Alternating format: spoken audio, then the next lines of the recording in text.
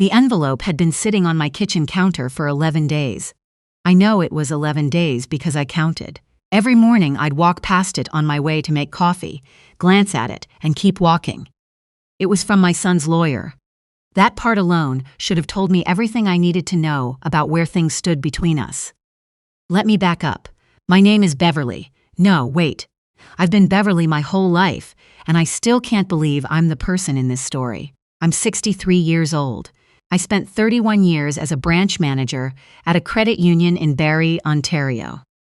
I know what a debt-to-income ratio looks like. I know what pre-approval actually means versus what the bank prints on the pretty letter they hand you. I raised my son, Declan, largely on my own after his father left when Declan was 9, and I did it without asking anyone for a single dollar. I worked evenings. I drove a 2003 Civic until the transmission gave out when Declan was in his second year at Laurier. I am not a woman who is easily rattled. And yet I stood in my own kitchen at 6:30 in the morning, in my housecoat, staring at a legal envelope, and my hands were shaking. Here's what led to that envelope. Declan is 34. He married his wife. I'll call her his wife because that's what she is, and I've never had trouble with that. 4 years ago. She's 32. They're both in tech. Together, they clear somewhere north of $310,000 a year, which I know because Declan told me, unprompted at Christmas dinner 2 years ago, with the kind of casual pride that people have when they've worked hard and want someone who loves them to know it. I was proud of him, genuinely. I squeezed his hand across the table. They bought a place in Oakville in 2022. Beautiful house. 5 bedrooms, which I thought was ambitious for 2 people. But I didn't say anything. The market was doing what the market was doing, and they had the income to support it. What I didn't know, what nobody told me until I was already in it, was that they'd stretched further than they should have to get into that neighborhood specifically. His wife had her heart set on a particular school district. I understand that impulse. I do. What happened next happened quickly. They had my grandson in the spring of 2023. Beautiful boy. I drove down from Barrie the day after he was born, and I sat in that hospital room and I cried in a way I hadn't cried since Declan himself was put in my arms. I am not someone who cries easily either. It was a good day. The asks came 14 months later. Declan called on a Sunday afternoon in August. I was in the garden. I remember because I had dirt on my knees when I came inside to answer, and I tracked it across the kitchen floor, and I genuinely thought, that he was calling to arrange a visit. We'd been talking about me coming down for the long weekend. He didn't arrange a visit. He said he and his wife had been doing a lot of thinking. He said the cost of living had gotten away from them a little. He said full-time daycare near them was running $2,200 a month, and that was the subsidized rate they'd been waitlisted for. The private spots near their house were closer to $2,800. He said the mortgage renewal was coming up in the fall.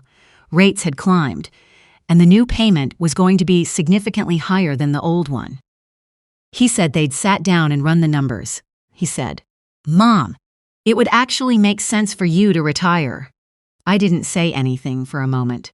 He said, "You'd be watching Hudson. You'd basically be spending time with your grandson. It's not like it would be work." I want to sit with that sentence for a second, because I've thought about it many times since. It's not like it would be work. Caring for a 14-month-old, full-time, 5 days a week, the lifting, the feeding, the nap schedules, the teething, the falls, the constant vigilance. That's not work. But the implication underneath it was the part that settled into my chest like a stone. You should want to do this, and if you have to be convinced, something is wrong with you. I said I'd think about it. I didn't say what I was actually thinking, which was, I'm 62 years old.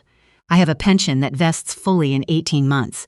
My benefits cover my prescriptions, my dental, my vision. If I leave now, I walk away from approximately $31,000 in employer contributions that I will never get back. I thought maybe I'd misunderstood the scope of what he was asking. I had not misunderstood. 3 weeks later, Declan and his wife drove up to Barrie. They said they wanted to take me to dinner. We went to a place on the waterfront that I like, and we had a nice meal, and I thought, maybe this is just a visit. Maybe I overread the phone call. Then his wife opened her bag and put a folder on the table. She's organized. She's always been organized. I don't say that as a criticism. I genuinely admire it in her. But the folder had dividers. There were printed pages. There was a section labeled Option A and a section labeled Option B. Option A was me retiring, moving into the in-law suite they were planning to add to their house, which they'd need me to help finance, more on that in a moment, and providing full-time childcare for Hudson. In exchange, I would not pay rent. I would have my own entrance. They would cover my groceries within reason. Option B was, and I want to be precise here, described as the current situation continuing, which I understood to mean things stay as they are and we're all a little stuck. I looked at the folder. I looked at my son. I looked at his wife. I said, "Can you walk me through the financial piece?" What came out over the next 45 minutes was this. Their mortgage renewal was coming at a rate that would add $1,140 to their monthly payment. They had a home equity line of credit they'd used to do some renovations. New kitchen, finished basement, and that line was about to come off its introductory rate and reset higher. Their combined new monthly obligations, once everything landed, were going to exceed their current take-home by a significant margin. Not by a little. By enough that they'd been talking to their bank about options. One of those options, the bank had apparently suggested, was adding a cosigner with stable income and good credit to help restructure the debt. Someone like me. "We're not asking you to pay anything," his wife said. "Your name just helps us qualify for the better rate." I have worked in financial services for 31 years. I know what cosigning means. I know that "your name just helps us qualify" is the most expensive sentence in the English language. I know that if they default, for any reason, job loss, illness, relationship breakdown, anything, the creditor comes to me. My house, my savings. Also notice something. I said, if I retire, my income disappears. If your bank needs a cosigner with stable income, me retiring makes that impossible. You can't have both. There was a pause. Declan said they'd thought about the timing. They'd figured I could co-sign the renewal first and then retire. I put down my fork. I said, "So the sequence is I sign my name to your mortgage, obligating myself to potentially cover your debt, and then I give up my income, and then I move into your house and provide childcare at no charge." His wife said that was a reductive way to put it. I said I was having trouble finding another way to put it. Declan said I wasn't seeing the full picture. He said this was about family. He said Hudson needed a stable presence, someone who knew him and loved him, not a stranger in a daycare. He said his wife's mother lived in Calgary and couldn't help, and that I was the only one who could make this work. I thought about that. His wife's mother lives in Calgary. That's relevant, because 6 weeks earlier, and I only knew this because my neighbor's daughter works in the same building as my daughter-in-law. My daughter-in-law had mentioned to a colleague that her mother had been receiving $1,400 a month to be available for Hudson on the weeks she visited. Money that came from their joint account. Money that Declan, to my certain, didn't know the details of. I didn't know this for certain. I want to be careful here, but I filed it. I said I needed time to think. We drove home separately. I sat in my car in my own driveway for probably 12 minutes before I went inside. I didn't sleep much that night, not because I was upset exactly, or not only because I was upset. I was doing math in my head, old habit. Here is what I knew by 3 a.m. My pension, if I left at 62, would pay me $2,100 a month. If I left at 63 and a half, after the full vesting, it would pay me $2,980. That's $800 a month for the rest of my life. Over 20 years, at the most conservative estimate of my life expectancy, that's $211,200. I was being asked to give up $211,000 in lifetime income to provide a service that, if I were a registered home daycare provider, would cost them between $55 and $65 a day. 5 days a week, 50 weeks a year. Call it $15,000 annually. Over the 3 to 4 years until Hudson would be in school full-time. They were asking me to trade $200,000 in future income to provide $60,000 in services, and also to risk my house. And I want to be clear, I would have done something. I love Hudson in a way that I genuinely did not know I was capable of loving someone until he arrived. I would have happily taken him 1 or 2 days a week. I would have driven down on school holidays. I would have been there. But there is a difference between being a grandmother and being an unpaid, full-time employee who has surrendered her financial independence to do it. I called Declan the next morning. I said I wanted to have a real conversation, and I wanted to do it at my house, with just the two of us, before I talked to anyone else. He came up on a Wednesday. I made dinner. I set the table properly. I put the kettle on. After we ate, I got up and got a folder of my own.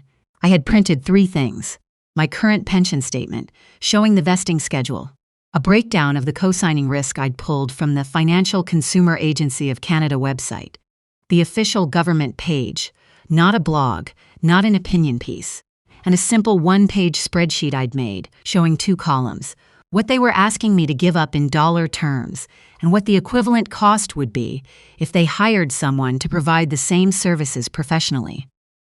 I slid it across the table. Declan looked at it for a long moment. Then he looked at me. He said, "This isn't about money, Mom." I said, "If it isn't about money, I'd like to understand why the first conversation we had about it was entirely about money." He didn't have an answer for that right away. I said, "I love you. I love Hudson more than I have words for. I am not saying no to being part of his life. I'm saying no to this arrangement specifically because this arrangement asks me to give up my financial security and my independence in a way that I cannot recover from if something goes wrong." He said things weren't going to go wrong. I said I believed he believed that. I said I also knew that no one who ends up in financial trouble ever planned to. He said I was being cold. That hurt. I want to be honest about that. It landed. I said, "I've been warm my whole life. I worked 2 jobs to give you a warm life. Being warm doesn't mean I hand you the keys to my retirement." He left before 9 o'clock. He wasn't angry, exactly. He was quiet in the way that means something is being processed. I didn't know if that was good or bad. For about 10 days, things were quiet. Then the envelope arrived. It was not from a lawyer in a formal legal sense. I want to be accurate. It was a letter, written with the help of a lawyer, which is a different thing. It outlined, in careful language, that Declan and his wife were reconsidering their estate planning and wanted to clarify expectations around family financial support. It mentioned, specifically, that they had relied in good faith on my verbal expressions of support during the home purchase process. I read that line 3 times. I had never promised anything financial at the time of their home purchase. I had attended the celebration dinner. I had brought a bottle of wine and a card. I had hugged them both. That was my expression of support. I called my own lawyer the next morning. She's someone I've known for years through the credit union. I explained the situation. She read the letter, which I scanned and emailed to her that afternoon. She said, in her particular way, "There's nothing actionable here. This is a pressure letter." I said, "I knew that. I just needed someone outside my own head to confirm it."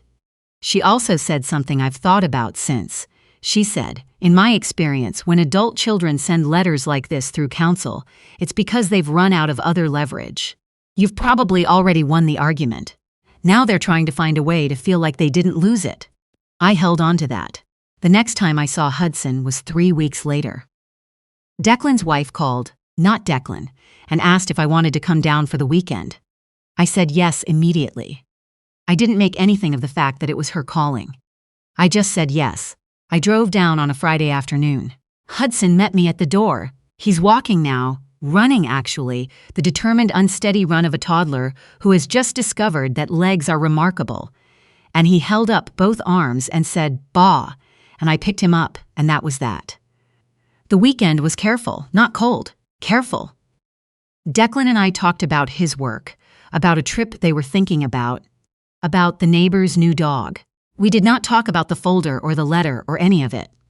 On Sunday morning, his wife made pancakes, and the 4 of us sat at the kitchen table, and Hudson threw a piece of strawberry on the floor, and we all laughed, and I thought, this is the thing worth protecting, not winning. This. But protecting it didn't mean surrendering. It meant being clear-eyed about what I could actually sustain and what would hollow me out. On Sunday afternoon, before I left, Declan walked me to my car. He said, "I'm sorry about the letter. That was her idea and I should have pushed back harder." I said, "It's done. I'm not carrying it." He said, "We're going to figure out the daycare thing. We found a place in the next town over that has a spot opening in January. It's $950 a month, but it's good." I nodded. He said, I thought it would be easier. With you there," I said. "I know you did, and I understand why you thought that. But easier for you and possible for me aren't always the same thing." He looked at his shoes for a moment. He's 34 years old, and sometimes he still looks exactly like 9-year-old who cried in the car the day his father left, and I have to remind myself that I cannot make every hard thing soft for him. "I couldn't then. I can't now," he said. "Are we okay?" I said, "We're okay." And I meant it. I drove back to Barrie on the 400 with the windows down because it was one of those September afternoons that Ontario produces maybe 4 times a year. The ones where the air smells like something good is ending gracefully, and I thought about the folder I'd slid across the table. I thought about my pension statement. I thought about the mortgage calculator I'd run at 2 in the morning. I thought about the 31 years I'd spent explaining to people, young couples, mostly hopeful and convinced they'd figured it out, that numbers don't care about intentions. Numbers are just numbers. They go where they go. I'm 63 years old. I have 18 months left before I retire with everything I earned, and I intend to take every one of those months. I'll drive to Oakville once a month, and I'll spoil my grandson, and I'll bring wine, and I'll be the grandmother I want to be, on terms I can sustain. I brought a spreadsheet to the table that night. They brought assumptions. The spreadsheet was the kinder thing.